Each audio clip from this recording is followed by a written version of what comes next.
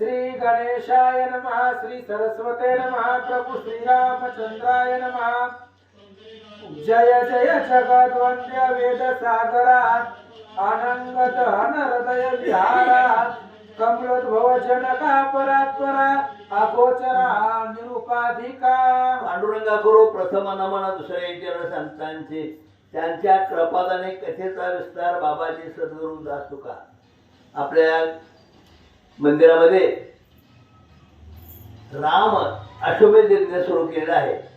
आज या ग्रंथाचा हा तिसरा दिवस आहे। कथा गोड आहेत, बघा ऐकण्यासारखे आहेत। रामाचं राज्याभिषेक झाल्यानंतर काय घडलं, कसा यज्ञ केला, त्याची कथा या ठिकाणी ऐकण्यासारखी आहे। आणि म्हणून सर्व श्रोते मंडळी भाविक मंडळांनी या गोड कथेचा आस्वाद घ्यावा। अशा प्रकारे आता अध्यायाला सुरुवात झालेली आहे। सुरुवातीलाच ग्रंथकर्त्याने पांडुरंगाचं स्तोत्र केलं आहे। निर्गुण निराकार परमात्मा परमेश्वर आणि सगळ्यांची कार्य कशावर पार पडतो, अशा प्रकारे या ठिकाणी कथेला सुरुवात झाली। म्हणतात बोला। तुझ्या इच्छा मात्रे प्रचंड मायेने रचिले ब्रह्मांड 84 लक्ष योनी उदंड जीव आत भरियेले। हा निर्गुण निराकार परमात्मा आहे। त्याने हे ब्रह्मांड निर्माण केलं आहे। त्याच्या सत्तेने सगळं चाललं आहे, नाही का। त्याच्या शिस्तीशिवाय झाडाचं पान सुद्धा हलत नाही, असा हा परमेश्वर। आणि त्याच्या आज्ञेने ग्रंथकर्ते म्हणतात मी त्याच्याच आज्ञेने मी या ठिकाणी ग्रंथ लिहितो आहे, अशा प्रकारे सांगू लागले। ते जीव विसरून तू ते भुलले देखोनी विषयाते मनोनी मुकले निज पदाते अहम ममते भुलोनिया।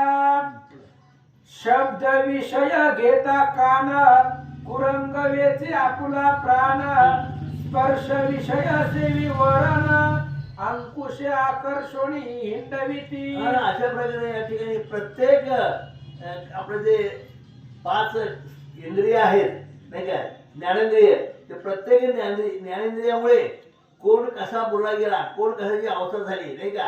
त्या ठिकाणी प्रत्यक्ष नादामुळे सुद्धा हरण कसे त्याने दलीन धरले, म्हणजे हरणाचं काय केवळ नादामुळे, आवाजामुळे। ज्यावेळेस एखादा शिकारी माणूस विशिष्ट प्रकारे नाद करतो, त्या नादामुळे त्या हरण गुंग होतं। अशा प्रकारे 5 इंद्रियाचे 5 त्याला आपण म्हणतो की ज्ञान आहेत। आणि त्या प्रत्येक ज्ञानामध्ये प्रत्येक जीव कसा बोलला गेला त्याची कथा या ठिकाणी सांगू लागले। रूप विषय देखता पतंग कर्या पुला देह त्याग रस विषयाचा सवेग मीन मुके प्राणासी। म्हणजे त्या ठिकाणी कसं आहे की प्रत्येक इंद्रियाच्या विषयामध्ये कोण कोण कसा बोलला गेला, नाही का। नादामध्ये हरिण आणि प्रकाशामध्ये पतंग, ज्याला आपल्याला म्हणतो त्या प्रकाशाकडे जे मारतो आपला जीव गमावतो, नाही का। त्याचप्रमाणे आणखी मासा आहे, ते खाण्याचं लोभाची वस्तू सापडले, नाही का।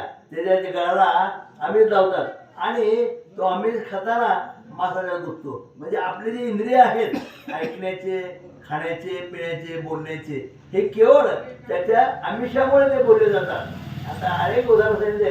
एक हरणाचं उदाहरण दिलं नादामुळे, नंतर खाण्याच्यामुळे मासा बोलला गेला तो खाण्यामुळे, आणि पतंग जो किडा आहे प्रकाशाकडे धावतो। अशा प्रकारे काही जीव कसे बोलले जातात, त्याची कशी अधोगती होते या ठिकाणी सांगितलेलं आहे। गंध विषय मिलिंद भुलोन कमळ कोशी वेची आता वास, त्या ठिकाणी प्रत्यक्ष फुलातून सुगंध येतो, त्या सुगंधाला भरून मुंगात जातो आणि दुर्दैवाला काय होतो, अडकला जातो। म्हणजे अशा प्रकारे जे विषय आहेत, नाही का, ज्ञानाचे विषय आहेत, आणि त्या प्रत्येक ज्ञानाच्या विषयामध्ये कोण कोण कसा बोलला गेला, कोणामुळे कशी अवस्था झाली, ग्रंथकर्ते सांगतात। ते 5ही विषय संपूर्ण भोगिती जान मानव हे। अशा प्रकारे 5 विषय आहेत, ते मानवाला बोलून टाकतात। कोणतं 5 विषय आहेत त्या ठिकाणी सांगितलं की प्रत्यक्ष आवाज, नाही का, मधुर आवाजामुळे माणूस बोलतो। त्याच्यानंतर सुगंध, गंधामुळे, वासामुळे, अग्नीमुळे, नाही का। आणि अशा प्रकारे स्पर्शामुळे, म्हणजे 5 जे आपले ज्ञानेंद्रिय आहेत त्या ज्ञानेंद्रियामुळे कसे जीव बोलले जातात, तसा हा मानव देह त्या 5 इंद्रियामध्ये गुंतला जातो आणि आपला नाश करून घेतो अशी अवस्था सांगितली. तुझ विसरोनिया श्रीरामा जीव भूलले देह धनादी कामा त्या सीतारावया परब्रह्म दशरथात्मज झालासी. तुझ विसरोनिया श्रीरामा जीव भूलले देह धनादी कामा त्या सीतारावया परब्रह्म दशरथात्मज आणि झालासी. हे रामा म्हणले केवळ लोकांना तारण्यासाठी त्याचा अवतार घेतला म्हणले. जे जे विषयामध्ये बोलले नाही का, ऐकण्यामध्ये, खाण्यामध्ये, श्वास घेण्यामध्ये जे जे बोललेले आहे त्या सर्वांना वाचवण्यासाठी, त्यातून बाहेर काढण्याचे तो परमेश्वर अवतार आहे अशा प्रकारे ग्रंथ करते. बरोबर आमच्या घराबद्दल बोलतात. द्वितीय अध्यायाच्या अंती जाण चालविले अयोध्येकडे विमान तेथून सीतेसी प्रजा श्रीरामे आणि दाखविली. अशा प्रकारे आता 3रा दिवस आहे. परंतु दुसऱ्या याच्यामध्ये काय सांगितलं शेवटी की प्रभू रामचंद्र हे नंदीग्रामाच्या ठिकाणी आल्यानंतर त्यांनी भरताची भेट झाली आणि भरताची भेट झाल्यानंतर भरताला अत्यंत आनंद आला. तर आपण ऐकलंय की कशा प्रकारे प्रभू रामचंद्र दर्शन भरताना घेतलं, कसं आलिंगन दिलं आणि दोघांची भेट झाल्यानंतर पुन्हा प्रभू रामचंद्र भरताला घेऊन आता अयोध्येला निघाले. अयोध्ये ठिकाणी त्याचा कशा प्रकारे मान सन्मान होतो ती गोड कथा पुढे तो झाली. यावरी बोले सहस्त्र वदन ऐके वत्स्ययन पुढील कथन श्रीराघव विमानातून गेले अवलोकन अयोध्या. आणि अशा प्रकारे आता नंदीराम सोडलेले आहे, विमानामध्ये बसले आहे, भरताला बरोबर घेतलेलं आहे आणि भरताला बरोबर घेऊन विमानातून अयोध्येच्याकडे निघाले. आणि विमानातूनच कशी दिसते अयोध्या हे त्या ठिकाणी प्रभू रामचंद्राने पाहिलेलं आहे. आणि त्या प्रत्यक्ष भरताला पण दाखवले, सीतेला दाखवतात की कशी आपली अयोध्या पहा अशा प्रकारे समोर आले. अवलोकित आपुली नगरी आनंद झाला अंतरी इकडे सुमंत प्रधाना ते अवसरी पाचारी जडकरी त्यावेळेला कैकई सुत. विमानातून अयोध्या नगरी पाहिली नाही का, पाहिल्याबरोबर त्या ठिकाणी त्या विमानामध्ये बसल्या सर्वांना अत्यंत आनंद झाला. त्याचप्रमाणे विमान येऊ लागलेलं आहे हे ज्यावेळेस अयोध्येच्या लोकांनी पाहिलं त्यांनाही अत्यंत आनंद झाला. अशा अत्यंत आनंद त्या ठिकाणी पुराला म्हणतात. आज्ञा करी प्रधाना ते तू त्वरित जाई अयोध्येते कळवी नगरवासियांते जनाते पावती सुखाते संपूर्ण. आणि त्या ठिकाणी लगेच एका सेवकाला सांगितलेलं आहे, आज्ञा केली. सुमंत नावाचा सेवक आहे आणि त्या सुमंताला सांगितलं आणि म्हणजे 10 महिन्यात अयोध्येमध्ये सांग त्याचा प्रभू रामचंद्र विमानात येऊ लागले. अशा प्रकारे बातमी अयोध्येमध्ये सुमंताच्या मार्गाने सांगितले म्हणतात. आला रे आलाय राघवेंद्र जो इच्छी सकळ जनांचे भद्र क्षमा दयेचा समुद्र शांत चंद्र जया अशा प्रकारे सुमंत त्या ठिकाणी अयोध्येमध्ये आणले. आज्ञा करी प्रधानाते तू त्वरित जाई अयोध्येचे कळवी नगरवासी जनाते पावती सुखाते संपूर्ण.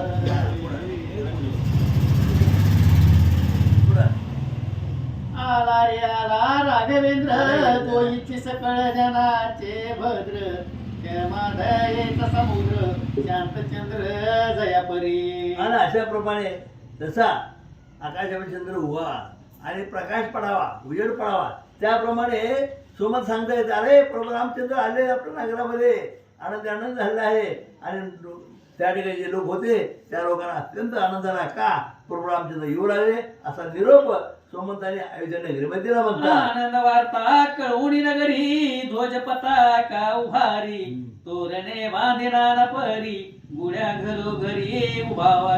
त्या ठिकाणी कोणतं म्हणजे शत्रुघ्न होता नाही का, आणि त्याने काय केलं, राम आल्याबरोबर ही बातमी जेव्हा कळली त्यावेळेस गावामध्ये पताका लावले नाही का, जे पताका लावले, निशाणा फडकवले आणि सुंदर असं वाद्य करून प्रभू रामचंद्र स्वागत त्या ठिकाणी गावकरी करू लागलेले आहेत. राजमार्गी नसावे केर खडे घालावे चंदनाचे सडे तैसेचा पुल्या ग्रहद्वारा पुढे करावे रोकडे सकळी गे. आणि अशा प्रकारे त्या नगरामध्ये अनेक स्त्रिया आपल्या दारासमोर रांगोळ्या काढतायत नाही का, सुंदर पताका बांधतायत आणि अत्यंत सुंदर नगरी सजवू लागले. केवळ प्रभू रामचंद्र आपल्या अयोध्येला 14 वर्षांनी येऊ लागले. सोबत भरत आहे, सीता आहे, लक्ष्मण आहे आणि म्हणून अत्यंत प्रेमाने ही नगरी सजवू लागले म्हणतात. नाना रंगी करुणयुक्त रांगोळे घाला हो राम भक्त अरे राम पदे सक्त करीन मुक्त आणि सकाळी. सर्वांना मुक्त करणारा आहे, सगळ्या दोषातून मुक्त करणारा प्रभू रामचंद्राचं नाव सगळ्यात श्रेष्ठ आहे. नुसतं नाम जरी घेतलं तरी सुद्धा, आपण रामराम म्हणलं तरी सुद्धा अत्यंत आपण त्या दोषातून मुक्त होतो. म्हणून त्या नगरीच्या लोकांना सांगितलं याचा रामप्रभू येऊ लागले नाही का, रांगोळ्या काढा, पताका लावा, आनंद साजरा करा, अशा प्रकारे त्या ठिकाणी बोलू लागले. चला झालं का? स्वस्तिके घालावी सकळी सुवासिक सुनावळी जेणे योगवन माळी आनंदील देखता. आणि आता सुगंध आहे नाही का, फुलाच्या माळा आहेत, घरावर लावले, रांगोळी काढले, पताका आहेत आणि अत्यंत सुगंधी वातावरण त्या ठिकाणी जळले आहे. स्वस्तिके घालावी सकळी सुवासिक सुनावळी जेणे योगवन माळी आनंदील देखता. कथेचं अनुसंधान इथपर्यंत आलेलं आहे. भगवान श्रीरामचंद्र 14 वर्षाचा वनवास क्रमून अयोध्येमध्ये आलेले आहेत आणि 14 वर्षानंतर राम अयोध्येमध्ये आल्याबरोबर अयोध्येमधील सगळी नगरवासियांना आनंद झालेला आहे. कारण राम परब्रह्म आहे आणि सगळ्यांचा लाडका आहे, आवडता आहे. त्यामुळे प्रत्येक घराच्या पुढं सड होतं, चंदनाचे सडे, चंदनानं केलेले सडे दारामध्ये होते, दरवाजाला तोरणं बांधलेली होती, सगळे अयोध्येमधली घरं सजवलेली होती. असं वर्णन दत्तदास ते स्वतःला म्हणून घेतात, पण त्यांचं नाव विष्णू आहे. विष्णू ग्रंथ करते सांगू लागले, आकाश इंद्रधनुष्य दिसे जैसे घरोघरी चिन्ह करारे तैसे जिकडे तिकडे लावून आरसे सुमने वर्षे हेमाचे. आणि मग त्या ठिकाणी असणारी फुलं दरवाजामध्ये दारामध्ये टाकलेली आहेत. आकाशामध्ये इंद्रधनुष्य असावं त्या पद्धतीने वेगवेगळे रंग दारामध्ये शोभून दिसू लागलेले. रत्नांची सोमन सांगितलेलं आहे. अयोध्येमध्ये काही कमी नाही, ब्रह्मांडाचा नायक आहे, मालक आहे तो अयोध्येमध्ये. त्यामुळे रत्नांकित फुलं त्या असणाऱ्या रस्त्यामध्ये दरवाजामध्ये टाकलेली होती आणि ती चमकत होती असं सांगतात. पर्वत प्राय राजकुंजर ऐरावता सम परिकर तया नाव समोर श्रंगारोनी वेगेसी. आणि मग पर्वतासारखा असणारा कुंजर म्हणजे हत्ती, त्या आणि हत्तीला आणा त्या भगवान श्रीरामचंद्राच्या पुढं आणि त्याला परिकर सुंदर अशा प्रकारे सजून आणा असं सांगतात. वस्त्राभरणी शोभायमान अंबर चढवी वरून तैसे नाना रंगी वाज श्रंगारून सत्रध्वजा आणावे. आणि मग ते हत्तीला आणायचं, त्याच्यावरती झूल टाकायची, वेगवेगळ्या रंगानं रंगवलेली झूल असावी.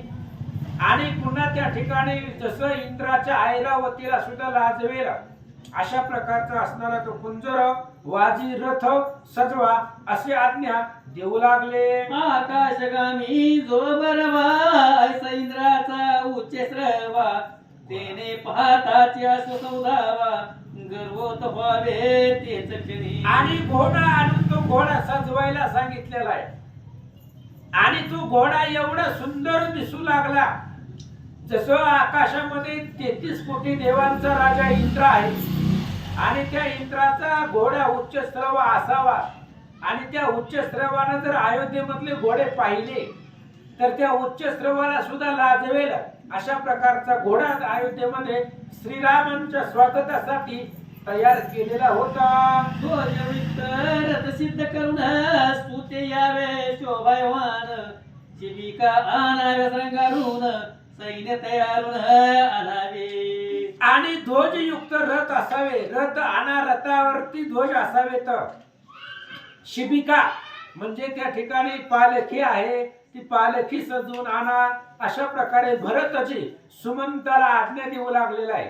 राम आलेले आहेत आणि त्या रामचंद्राच्या स्वागतासाठी काय काय करावं लागेल अशी आज्ञा भरतजी देतात. आणि सहस्र कन्या सुंदरी वस्त्रालंकार युक्त गजावरी बसवणी अंबारी माझारी राजमार्गावरी असावे. आणि आता रामचंद्र ज्या रस्त्यानं जाणार आहे अयोध्येच्या राजमहालाकडं, रस्त्यामध्ये हत्तीवरती 100 असणाऱ्या स्त्रिया, त्या स्त्रिया अलंकार युक्त सजवाव्या आणि त्यांना त्या हत्तीवरती बसवावं आणि ती हत्ती राजमहालाच्या मार्गामध्ये उभे करावे असं भरतजी सांगतात. मौतिके घेऊन जवळी बहुत राम चालता राजपंथ मुक्ता फळवर शाव करीत असावे पूजित ते काळी. आणि ज्या वेळेस रामचंद्र रस्त्यावरून जात असतील त्यावेळेस आपल्या असणाऱ्या हत्तीवरती, घोड्यावरती मुक्ता फळ रामचंद्राच्या अंगावरती त्याचा वर्षाव करावा असं भरतजी सांगतात. हाती पूजा पात्र घेऊन हरिद्रा कुंकुम चंदन केशर कस्तुरी आदी करून तुमने जाण सुवासिक. आणि काही स्त्रियांच्या हातामध्ये कुंकू असावं, हळदी असावं, अनेक प्रकारचे त्या ठिकाणी कस्तुरी आहे. अशा प्रकारे रामचंद्र ज्या वेळेस जातील प्रत्येकाच्या दारामधून त्यावेळेस फुलांचा वर्षाव भगवंतावरती करायचा आहे असं सांगू लागले. ऐसे यावे विप्री जाण श्रीराम पूजन लागून नाना प्रकारे शुभ शकून यावे घेऊन सकळीक. आणि अशा प्रकारे विप्र म्हणजे ब्राह्मणांनी यावं, अयोध्येमधल्या नगरवासियांनी यावं, तरुण असणाऱ्या स्त्रिया मुली असतील त्यांनी सजून भगवंताच्या स्वागतासाठी यावं, रामचंद्राची पूजा करावी. आणि राम देव आहे, राम राजा आहे आणि राम गुरु आहे.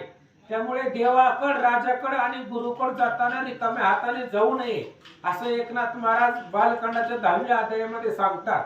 म्हणून उत्तम अशा प्रकारचे शकुन रामचंद्राला अर्पण करण्यासाठी घेऊन यावे असं सांगतात. सहस्र सुवासिनी ते काळी वस्त्रालंकार भूषित सकळी अर्ध्या घेऊन कर कमळी शकून वेलाळी आणावे. आणि मग 1000 असणाऱ्या सुवासिनी हातामध्ये आरत्या, त्यांच्या हातामध्ये दिवे, आरते. रामचंद्र प्रत्येकाच्या दरवाजामधून जात असताना प्रत्येक स्त्रियांना हातामध्ये आरती घेऊन उभा राहावं आणि रामचंद्र आले की ती आरतीनं त्या रामचंद्राला ओवाळावं असं नियोजन भरतजी सांगतात. वार्ता पडताची श्रवणी आनंद होईल त्याला गुणी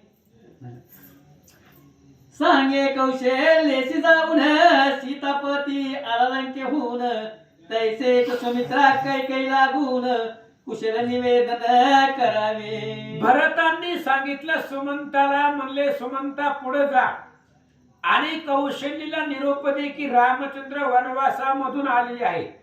तसंच सुमित्रेला सांग लक्ष्मण, श्रीराम, सीता वनवासातून आले आणि तोच निरोप कैकेयीला दे. ह्यांनी जर ती वार्ता ऐकली तर वार्ता पडताची श्रवणी आनंद होईल त्याला गुणी नगर शोभामरपुरी तुनी पाता देवनी डोलावे. आणि मग ही जर वार्ता त्यांनी ऐकली तिघी मातांनी तर त्यांच्या मनामध्ये आनंद होईल.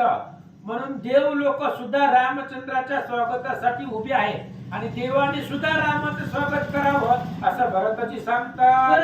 वाद्याचे करावे घोष तैसे मंगलवाद्याचे विशेष बेरी दुधुंबीने आकाश नांदे घोषे भरावे. भरतजी सांगू लागलेले आहेत रामाचं स्वागत हलकं नाही करायचं म्हणले.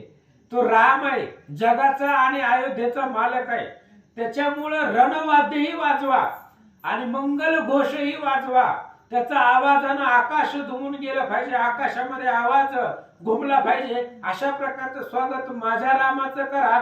भरताची सांगतात नागेश म्हणे ऋषी लागुनी ऐकून भरताचे वचन आज्ञा वंदून प्रधान अयोध्येसी निघाला. मग असं सांगत असताना नागेश म्हणे ऋषी लागून. नागेश म्हणजे शेष आणि ऋषी म्हणजे वत्सयन महाराज. शेष महाराज वत्सयनाला सांगतायत असं भरताचं बोलणं ऐकलं आणि ऐकल्याबरोबर त्या सुमंत प्रधानाला आनंद वाटला. काय करू लागला? सुमंत पातला अयोध्येत गेला कौशल्या सदनात नमन करून उभा राहत जोडीने हात पुढती. आणि मग असं भरताचं बोलणं ऐकल्याबरोबर सुमंत नंदीग्रामामधून पुढे निघाला. कौशल्य मातेच्या घरामध्ये आला आणि कौशल्य आईला समोर पाहिल्याबरोबर सुमंतानं हात जोडून नमस्कार केला.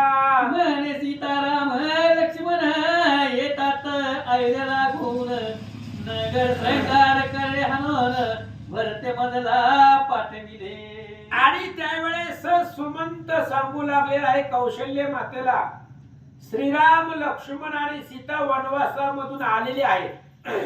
नंदीग्रामापर्यंत ते येऊन थांबलेले आहे आणि नगर शृंगारण्यासाठी ते सगळं असणारा नगर सजवण्यासाठी भरतजींना मला पुढे पाठवलं असं सुमंत सांगतात. ऐसे वधूनी पुढती गेला सुमित्रे सदन प्रती म्हणे आला रघुपती कैकेयीसी तैसेच निवेदिले. आणि भरताच्या सांगण्यावरनं कैकेयी मातेला निरोप दिला. राम लक्ष्मण सीता आलेले आहेत. तोच निरोप सुमित्रेच्या महाली जाऊन सुमित्रेला सांगितला आणि कैकेयीलाही तेच निरोपण सांगितलं. मग भरत आज्ञा जैसी होती तैसे वागवी जनप्रती नगर श्रृंगारून राजपंती सळे घालती चंदनाचे. मग आता भरतजींना जसं सांगितलेलं आहे त्या पद्धतीने सगळी सुमंत नगरीमध्ये फिरवून जे काही मंत्रिमंडळ आहेत सचिव सेवक आहेत त्या सगळ्यांना सांगितलं आणि प्रत्येकाला रामचंद्राच्या आगमनानं उल्हास झालेला होता. त्यामुळे जसं सांगितलेलं आहे तसं दारामध्ये चंदनाची सड तोरण सगळं घर आपलं आपलं अयोध्येतल्या नगरवासियांनी सजवलं. वर्ण श्रृंगारुणी तयावरी कन्या रुढल्या सुंदरी मौतिके घेऊन राहिल्या करी रामावरी उडवावया. आणि मग आता जसं भरतजींनी सांगितलं त्या पद्धतीने हत्तीला सजवलेलं आहे. त्या हत्तीच्या अंगावर झूल टाकलेली आहे वेगवेगळ्या रंगानं. त्याच्यावरती ती हत्तीवरती कुमारिका ज्यांचं लग्न झालेले नाहीत अशा असणाऱ्या कुमारिका त्या हत्तीवरती बसवलेल्या आहेत सजवून आणि ती मुक्त घोष उडवण्यासाठी त्यांच्या हातामध्ये दिलेला आहे. रामचंद्र आले की त्यांच्या अंगावरती टाका असं सांगितलं.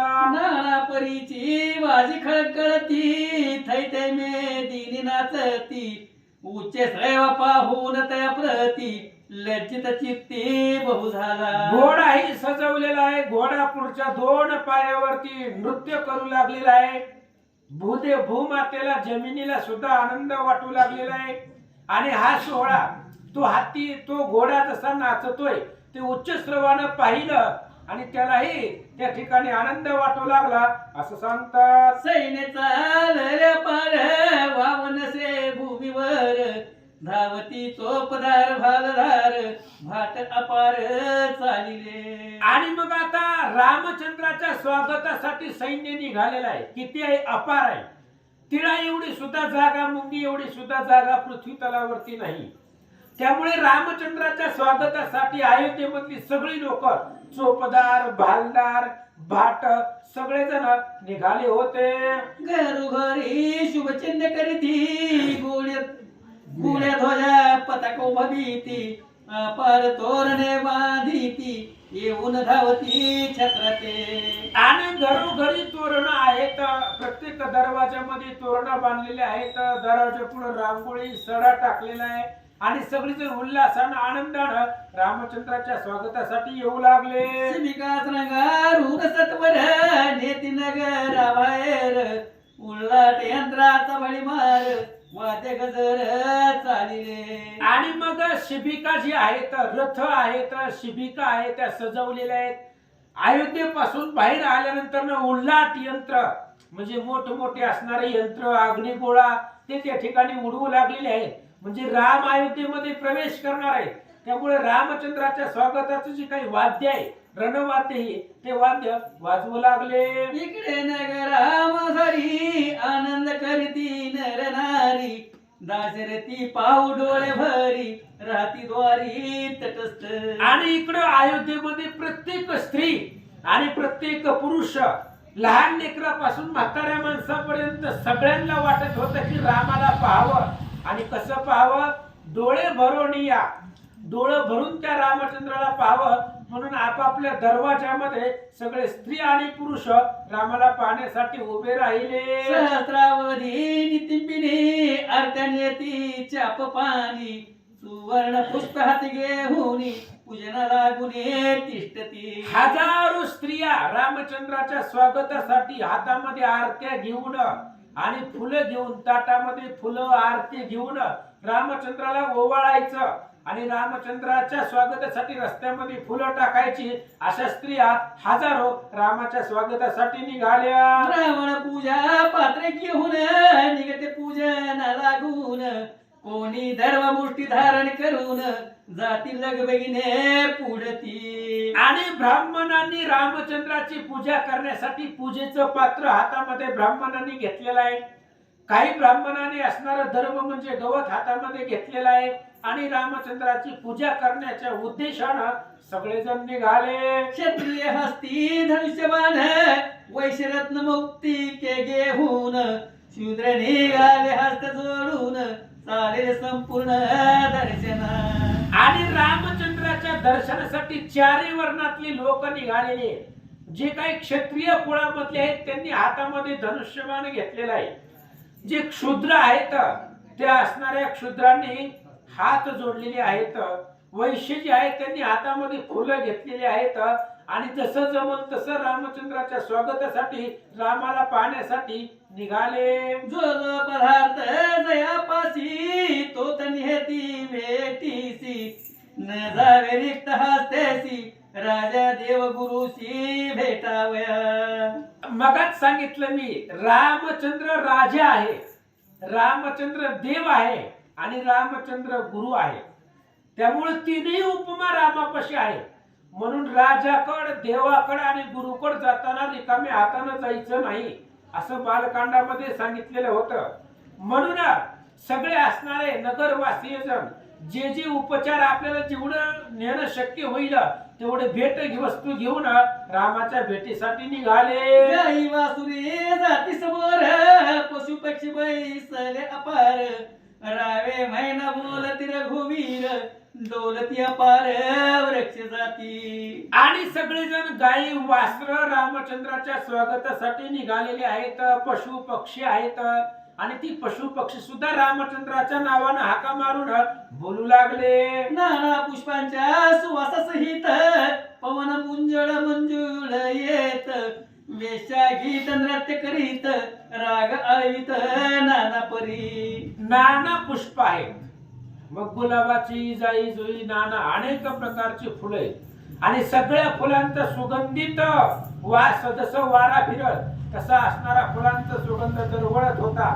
वेश्या ज्या आहेत ती रामचंद्राचा पुढे नृत्य करत होत्या. अशा स्वागतामध्ये रामचंद्राला अयोध्येमध्ये आणण्यासाठी सगळे निघाले. नागेश म्हणे ऋषी स्वराशी ऐसे वर्तले अयोध्येसी, नगरासमी परुषिकेसी पुष्पकेशी पातला. आणि मग इकडे शेष महाराज वत्सयन ऋषींना सांगतायत महाराज असं अयोध्येमध्ये घडलं होतं, असं झालेलं होतं. अयोध्येमध्ये सगळी तयारी भरतजींनी सांगितलेल्या पद्धतीने गावामधल्या लोकांनी केलेली होती. आणि इकडे भगवान श्री रामचंद्र काल नंदीग्रामाच्या ठिकाणी आलेले होते. भरतजींचं आणि रामचंद्राचं प्रेम आपण काल ऐकलं. किती वर्णन केलं रामचंद्र आणि भरतजींचं. आणि एवढा असणारा बंधूचा सोहळा आपण काल ऐकला. आणि नंदीग्रामामधून अयोध्येच्या सीमेपर्यंत रामचंद्र आले. देवासह विमाने उतरता खाली वानर उड्या टाकी ती भूतळी, 18 पद्मे एक समेळी आनंद कल्लोळी नाचती. आनंदी ग्रामामधून विमान भगवंताचं विमानानं पुष्पकानं उड्डाण केलेलं होतं आकाशामध्ये. आणि ज्या वेळेस आकाशामधून खाली विमान ज्या वेळेस उतरत येत होतं, लँडिंग होत होतं विमान, त्यावेळेस वानरांनी जमिनीच्या जवळ आल्याबरोबर त्या विमानामधून खाली उड्या टाकल्या. संपूर्ण उतरती मनातून शिमिकेत बैसविला रघुनंदन. वाम भागी सीता घेऊन नगरा लागून चालिले. श्री गणेशाय नमः, श्री पांडुरंगाय नमः, श्री प्रभू रामचंद्राय नमः.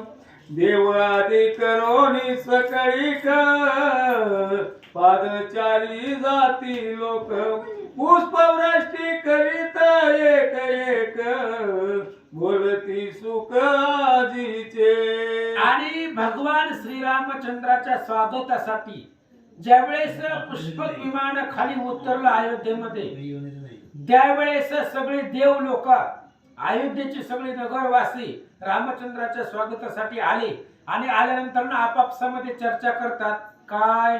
भरत शत्रुघ्नाचा मरे डाळीत, हनुमंत स्वास्ते छत्र धरित, विभीषण लक्ष्मण चालती समवेत, देव पाहती सोहळा.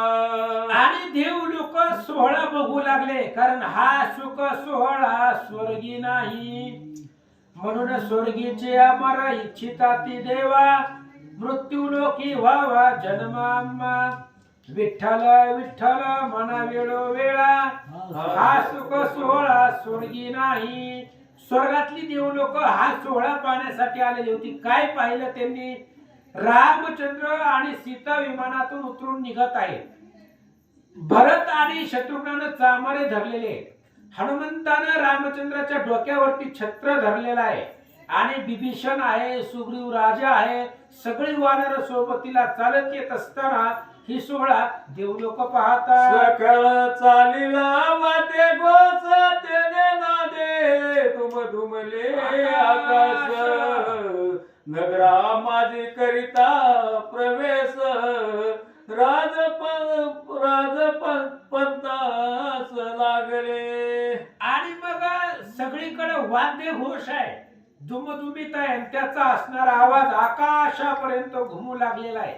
रामचंद्राचं स्वागत आहे, मोठ्या असणाऱ्या आवाजाच्या वाद्य गजरामध्ये स्वागत होऊ लागलेलं होतं. आणि असं राजपंथ, जिथं दशरथाचं भुवन होतं, राजमहल होता, त्या राजमहालाच्या दिशेनं भगवंत निघाले. चोपदार स्तुती करिता जय जयकारे ललकार, ते बाट पुढे गुण वर्णित, चालती मिरवत स्वानंदे. चोपदार आहेत, भाट आहेत. चोपदार हातामध्ये काठी वगैरे घेऊन रस्ता करू लागलेले आहेत. भाट जी आहे ती रामचंद्राचं वर्णन करू लागलेले आहेत. आणि अशा गजरामध्ये अयोध्येच्या राजमहालाकडे रामचंद्र निघाले. राजाधिराज रघुवीर, हे दशरथे उदार धीर, सूर्य कुलोद्भव परात्पर, त्रिभुवनाधार तुझाची. आणि ते भाट जे आहे ते भाट रामचंद्राचं वर्णन करतायत. राजाधिराज प्रभू श्रीरामचंद्र भगवान की जय. अशा प्रकारे अखिल कोटी ब्रह्मांडाचा नायक तुम्ही आहात, स्वामी आहात, आणि या असणाऱ्या जगाला सांभाळण्याचं काम तुमचं आहे, असं भाट वर्णन करू लागले. नगराची शोभा पाहून देवई आनती मनातून, ही अयोध्या नव्हे वैकुंठ भुवन, केले जतन भरताने. आणि मग त्यावेळेस देव लोकांनी हा सोहळा पाहिला रामचंद्राच्या स्वागताचा. त्यावेळेस देव लोकांनी विचार केला, आपण अयोध्येत आलोय का वैकुंठात आलोय? कारण जसं वैकुंठ आहे तसं त्यांना अयोध्या दिसू लागली. तो राम आहे, जशी ज्याच्या मनामध्ये इच्छा आहे तसं त्याला दिसू लागलं. आणि देव लोक म्हणतात ही वैकुंठ नगर, आज जे अयोध्या आहे ते अयोध्या वैकुंठासारखं जतन भरतानं करून ठेवलेलं आहे असं देवलोक तरी म्हणतात. रवी किरण देत ताप तरी नगर प्रकाशे शांत रूप सोम पावला से जय रूप त्या होनी सौम्यत्व नगरीचे. देव लोक पाहतात आपण स्वर्गामध्ये राहतो, सूर्य आपल्या जवळ आहे. या अयोध्ये क्षेत्रामध्ये आल्यानंतर सूर्याची किरण इथं लागत नाही. जरी सूर्यानं ताप देण्याचा म्हणजे प्रकाश देण्याचा जर प्रयत्न केला तरी सुद्धा नगर सौम्य आहे, थंड आहे. भक्तिभावानं कुठल्याही ऋतूचा परिणाम या लोकावरती होत नाहीये असं देवलोक सांगतात. जागो जाग आरत्या घेऊनी ओवाळी ती सुवासिनी कोणी कलस कडिये घेऊनी सामोऱ्या येऊनी आरती. आणि मग जागोजागी आता रामचंद्राचं स्वागत करण्याचा उल्हास प्रत्येकाला आहे. प्रत्येक ठिकाणी कोणी अनेक स्त्रिया आरत्या घेऊन येत होते, रामचंद्राच्या मार्गामध्ये फुलं टाकत होते, कोणी ओवाळत होत असं वर्णन करतात. वटाच्या दोन्ही बाजूस कुंजर डोलती बहुवस कन्यावर शेती मौतिकास सुवर्ण पुष्पा समवेत.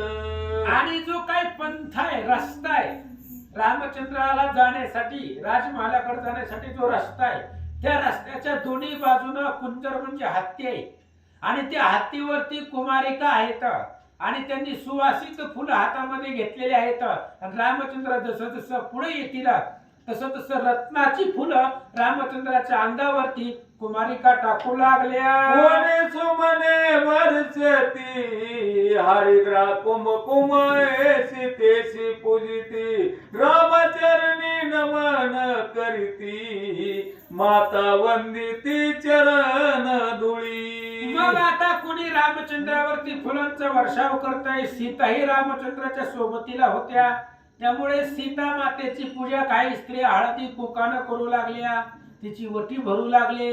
आणि काही असणारे नागरिक लोक रामचंद्राला हात जोडून नमस्कार करू लागले. कृष्ण गुरुच्या सुवासे करून सकळ नगर भरले जाण चंदन सडे करोनिया जन येती धावोनिया भेटीशी. आणि त्या फुलांच्या वासानं, सुगंधित वासानं अख्खा अयोध्या नगर धुमधुमून गेलेलं आहे. दारामध्ये चंदनाचे सडे होते मार्गामध्ये आणि त्या चंदनाच्या सुवासिकतेनं सुद्धा सगळं नगर दुमदुमून गेलं, सुवासित झालं असं सांगतात. विप्र पूजेती रामचंद्र कोणी लावणी येती मुद्रा चिरे वाटोनी बालचंद्र योगींद्रा निद्रा लागली. आणि काही ब्राह्मण रामचंद्राची पूजा करू लागलेले आहेत, जे त्यांनी पूजेचं साहित्य आणलेलं होतं. काही जण रामचंद्राचं वर्णन, त्यांनी जी काही यश मिळवलेलं आहे त्या 14 वर्षाच्या कालावधीमध्ये, त्या यशाचं वर्णन काही जण करू लागले. राम म्हणे भरतासी सुखी राखिले नगरवासी ऐसे बघून मानसी आवला सुखासी बहुवस. आणि त्या अयोध्येमधल्या लोकांचा उल्हास रामचंद्रांनी पाहिला आणि रामांनी सांगितलं भरताला, भरता अरे 14 वर्षासाठी मी इथं नव्हतो आणि माझ्या पाठीमागं काय राज्य केलेलं आहे तुला, काही लोक, किती लोक आनंदामध्ये ठेवलेली आहेत असं रामचंद्र बोलतात. ऐसे राजमार्गी येती तो झरोक्यातून स्त्रिया पाती कुलीन मनोनी समोर न येती मुखाने हनती ते ऐका.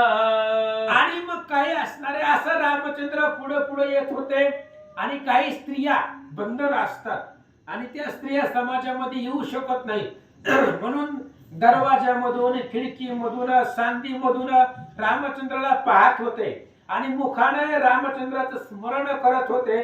काय म्हणत होते? आम्ही पापाच्या राशी म्हणून राहिलो अयोध्येशी जरी असतो वनवासी अखंड दर्शनासी पावतो. आणि काही स्त्रिया म्हणू लागलेल्या आहेत आम्ही पाप राशी आहेत, आम्हाला भूतीला जाता येत नाही म्हणजे आम्ही पापी आहोत. तर पुण्य असतं तरी इथं आलो असतो. ज्या अर्थी आम्ही भगवंताच्या कथेला जाऊ शकत नाही त्या अर्थी आमचं पुण्य तेवढा पुण्याचा साठा नाही. बहुत सुकृताची जोडी मनोन विठ्ठल आवडी. विठ्ठल कुणाला आवडतो? ज्यांचा पुण्याचा साठा आहे त्यांनाच भगवंताची कथा आवडते.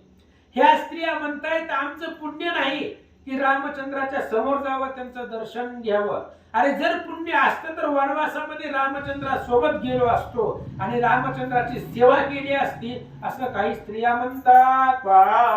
धन्य त्या बिलिनी अखंड वास दयाच्या वनी नित्य राम दर्शना लागुनी पावल्या जाण वनवासी.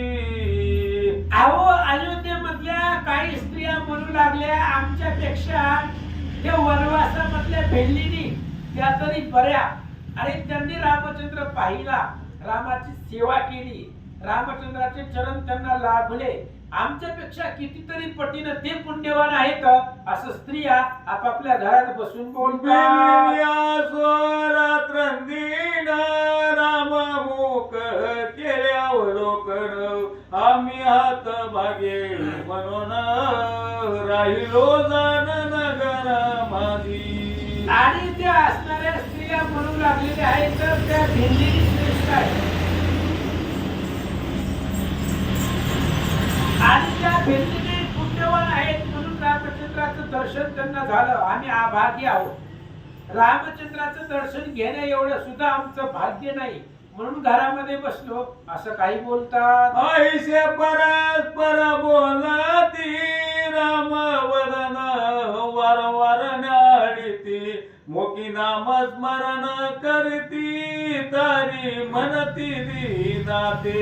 आणि अशा प्रकारच्या काही स्त्रिया ज्यांना रामाच्या स्वागतासाठी जाता येत नाही अशा स्त्रिया घरामध्ये बसून म्हणतायत की आमचं तेवढं भाग्य नाही, आम्ही अभागी आहोत म्हणून रामाच्या स्वागतासाठी येऊ शकत नाही. पण राम सगळ्याच्या मनातलं जाणणार आहे म्हणून त्यानं आमच्यावरती कृपा करावी आणि आम्हाला दीन लोकांना तारावं असं काही स्त्रिया बोलतात. राम नामाचा घोष करिता सर्व अयोध्यानंद भरित गीत नृत्य देवंगना करिता चालती पंत स्वज्वळ.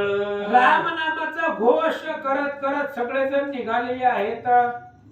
प्रत्येकाला आनंद वाटू लागलेला आहे. रामचंद्राच्या स्वागतासाठी आलेले प्रत्येक जण आनंदामध्ये भगवंता बरोबर निघाले. विभीषण म्हणे रामा लागून अयोध्या उत्तम लंकेहून रत्न जडित शोभायमान पाहता समाधान होतसे. विभीषणानं रामचंद्राला सांगितलं रामा आमची लंका सोन्याची होती, लंका सोन्याची आहे, पण त्या लंकेपेक्षा सुद्धा कितीतरी पटीनं सुंदर आज अयोध्या दिसू लागलेली आहे. रत्नासारखी अयोध्या चमकू लागलेली आहे. अयोध्या सोन्याची नव्हती पण रामचंद्राच्या आगमनानं सोन्यासारखी लंका चक चक चक चमकू लागली असं विभीषणजी सांगतात. तो पाहिले राज मंदिर जैसे प्रति कैलास शिखर गगन चुंबित कळस सुंदर पाती सुरवर ते काळी. आणि मग देव लोक सुद्धा रामचंद्राचा सोहळा स्वागताचा सोहळा पाहण्यासाठी आलेले होते म्हणून रामचंद्राचं राज मंदिर त्यांनी पाहिलं. जसं कैलास शिखर असावं त्या पद्धतीने ते राज मंदिर दिसू लागलेलं देव लोकांनी पाहतात. सकळ देवासी झाली भ्रांती सांगती शतमका प्रती आम्ही आलो कैलास पर्वती स्वर पार्वती जठाई. आणि मग देव लोकांच्या सुद्धा लक्षामध्ये येत नाही, सगळ्यांना भ्रांती पडलेली होती. कारण ज्यांच्याकडे मनात जशी अपेक्षा आहे तसं त्यांना दिसू लागलेलं होतं. देव लोकांना काही देव लोकांना दिसू लागलं. बिभीषणाला लंकेपेक्षा सुंदर अयोध्या दिसू लागली.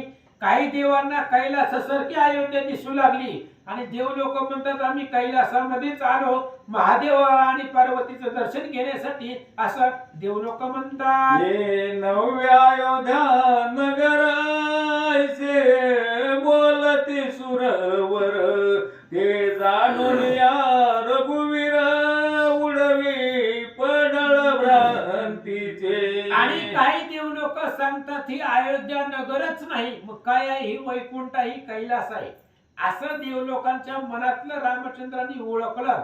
आणि जी काही भ्रांती झालेली होती ती भ्रांती घालवली आणि अयोध्येच आहे असं देव लोकांना जाणवून दाखवलं. तो बोले सुरेश्वर अयोध्या ही रत्नाकर, क्षणात भाष्य वैकुंठ पूर सने कैलास शिखर भाषे. आणि मग भगवान श्री रामचंद्र आहे, जशी ज्याची इच्छा आहे तशी ती आयोजन त्यांना दिसू लागलेला आहे. एकाच क्षणामध्ये कैलास दिसत होता, काही क्षणामध्ये वैकुंठ दिसत होत, असं अयोध्या प्रत्येकाला दिसू लागले. देवसे शिरसागरीचा देव, ते काही नसे उनिव, तव चरणी ठेवोनी भाव तरवा भव सकळी की. आणि मग जिथं क्षीरसागरामध्ये, समुद्रामध्ये, दुधाच्या समुद्रामध्ये शेषाच्या पलंगावरती शयन करणारा देव जो वैकुंठामध्ये आहे तोच अयोध्येमध्ये आहे. आणि आदिदेव ब्रह्म असल्यामुळं त्या अयोध्येमध्ये कशाची उणीव नव्हती, कमतरता नव्हती, असं सांगतात. आता पोळीला ध्याई जाण भेटती कौशल्ये लागून, कैकई सुमित्राचे दर्शन घेऊनी स्वस्थानी राहती. आता पुढच्या अध्यायामध्ये, या अध्यायामध्ये फक्त अयोध्येवासियांचा आनंद आणि रामचंद्राच्या स्वागताची तयारी एवढंच वर्णन केलेलं आहे. आता उद्याच्या अध्यायामध्ये फक्त कौशल्य, कैकेयी, सुमित्रा या तिघी मातांना रामचंद्र भेटतील आणि तो आनंद सोहळा उद्याच्या कथेमध्ये ऐका. मग होईल राजाभिषेक, ते पुढे ऐका कथानक, सादर होऊन सकळ लोक पावल सुख त्या योगे. आणि शेष महाराज वत्सयानाला सांगतायत, ग्रंथ करते तुम्ही आम्हाला सांगतायत पुढच्या अध्यायामध्ये हे तिघी मातांची भेट घेतल्यानंतर ना पुन्हा रामचंद्राचा राज्याभिषेक अयोध्येमध्ये होणार आहे आणि ती कथा तुम्ही सगळ्यांनी ऐका. हा अध्याय करी ती श्रवण, किंवा नित्य नेम करीती पठण, तया वनवासन होई जाण पावती स्वस्थान आपुले. आणि हा आदेश जो ऐकेल, जो कोणी हा अध्याय राम आश्रमेध ग्रंथाचा तिसरा अध्याय ऐकेल त्याच्या जीवनामध्ये वनवास येणार नाही. वनवास या शब्दाचा अर्थ आहे दुःख. कुठल्याही प्रकारचं दुःख त्याच्या जीवनामध्ये येणार नाही आणि आपल्या घरामध्ये, आपल्या संसारामध्ये तो आनंदाने राहणार आहे असं या अध्यायाची फलश्रुती ग्रंथकर्ते सांगतात. जो सद्गुरु आनंद घन, जो कृपामृताचे करवोनी पान, रघुवीरी लावणी देत ध्यान, करी समाधान अंतरी. आणि जो सद्गुरू आहे, कोणता आहे, जो असणारा सद्गुरू आपल्याला भगवंतापर्यंत घेऊन जातो, त्या सद्गुरूच्या कृपेनं, सामर्थ्यानं कथा वदण्याचा प्रयत्न केला असं महाराज सांगतात. तेने वदविले हे प्राकृत, न्यून्याधिक असता यात, मानुनी घेती क्षमावंत, दत्त दास प्रार्थितो. आणि ग्रंथ लेखक दत्तदास सांगतायत, मी प्राकृत भाषेमध्ये ही ग्रंथ केलेला आहे. कशावरनं केलेला आहे तर पाताल खंडामध्ये व्यास महाराजांनी 18 पुराणामधले जे काही पद्म पुराणामध्येही सांगितलेली कथा आहे पाताल खंडामध्ये, आणि तीच कथा ही राम अश्वमेधाची मी प्राकृत मध्ये तुम्हाला सांगितली. जर काही कमी पडलं असेल तर तुम्ही श्रोते आहात, उदाहरण करण्याचे क्षमा करा हेच दत्तदास वारंवार विनंती करतात. इति श्री पद्म पुराणे पाताल खंडे शेष वाचयन संवादे राम आश्वमेध रघुनाथ पुर प्रवेशो नाम चतुर्त्रयोदश घोडा पुंडरी श्री ज्ञानदेव तुकाराम काढ पंढरीनाथ भगवान घ्या.